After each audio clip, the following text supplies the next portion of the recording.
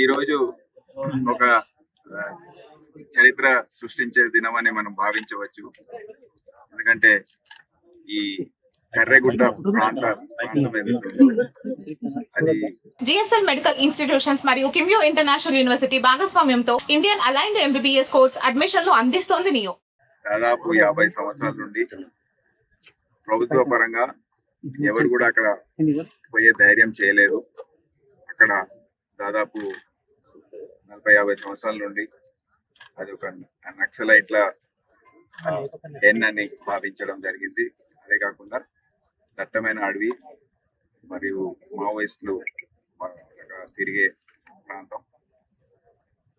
మీ అందరు తెలుసు, తెలంగాణ ప్రాంతంలో దాదాపు 15 సంవత్సరాల నుండి సమస్య లేనప్పటికీ ఈ బార్డర్ ఏరియాస్ లో ఏటూరు నగరం మరియు ఛత్తీస్గఢ్ చుట్టుపక్కల ఉన్న రాష్ట్రాల్లో ఈ మావోయిజం సంబంధించిన సమస్య అది కంటిన్యూ అవుతా ఉంది.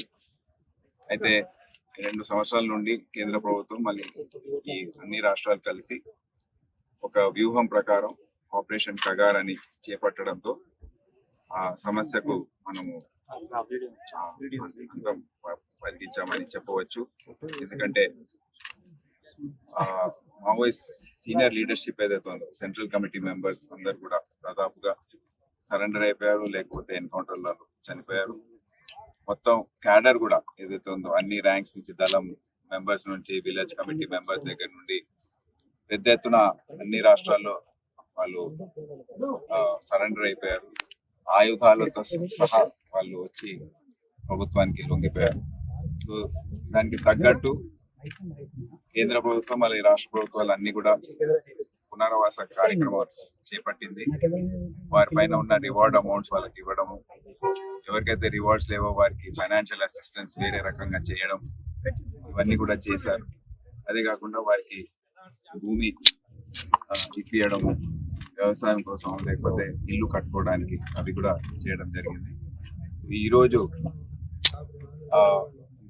ముందు నేను వరంగల్ జిల్లాలో ఎవరైతే మార్టియర్స్ ఉన్నారో ఈ మొత్తం 30 సంవత్సరాల్లో ఎవరైతే చనిపోయారు పోలీస్ డిపార్ట్మెంట్ చెందిన వాళ్ళ కుటుంబ సభ్యులతో వారిని పరామర్శించి వారిని ఏమేమి ఇంకా అవసరాలు ఉన్నాయో తెలుసుకోవడం జరిగింది. ఈ రోజు ఈ ప్రాంతం కర్రెగుట్ట ప్రాంతానికి వెళ్ళి ఒక మొదటిసారిగా పోలీస్ డిపార్ట్మెంటే కాదు మాతో సహా కలెక్టర్ గారు, వారు రెవెన్యూ డిపార్ట్మెంట్ పరంగా, ఫారెస్ట్ డిపార్ట్మెంట్ ఆఫీసర్ డిఎఫ్ వారు వచ్చారు. వారితో సహా సిఆర్పిఎఫ్ మన దళాలు ఏవైతే ఉన్నాయో, గ్రే హౌండ్స్, ఎస్ఐబి అధికారులు అందరూ కూడా కలిసి మేము అక్కడ వెళ్ళడం జరిగింది. అక్కడ మన జెండా ఎగరేసి మన నేషనల్ యాంథమ్ కూడా అక్కడ ప్లే చేయడం జరిగింది. అంటే ఒక సింబాలిక్ గా ఇప్పటి నుండి ఇక్కడ అభివృద్ధి కార్యక్రమాలు జరగబోతున్నాయి.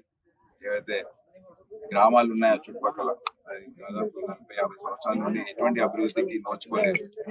అక్కడ స్కూల్స్ లేవు, అక్కడ చదువు లేదు, అక్కడ హాస్పిటల్స్ లేవు. ఇవన్నీ కూడా అక్కడ తీసుకొచ్చే అవసరం ఎంతైనా ఉంది ఆ బస్తరు ఆ మొత్తం ప్రాంతం. సో దానికి ఈ రోజు మేము నాంది పలికామని చెప్పవచ్చు. అక్కడ ధైర్యం చేసి ఎఫ్ఓబిస్ ఫార్వర్డ్ ఆపరేటింగ్ బేసెస్ ఎవరైతే క్రియేట్ చేశారో వారిని కూడా అందరినీ కలిసి రావడం జరిగింది. సో ఈ రోజు చాలా ఇప్పుడు ఇక్కడ ఈ ప్రోగ్రామ్ అయిన తర్వాత ములుగులో ఎవరైతే ఈ మధ్య కాలంలో సెంట్రల్ కమిటీ మెంబర్స్ మరియు ప్రొవిన్షియల్ కమిటీ మెంబర్స్ ఇతర సభ్యులు ఎవరైతే ఉన్నారో, ఎవరైతే సరెండర్ చేసి అయ్యారో వారందరినీ కలవబోతున్నాము.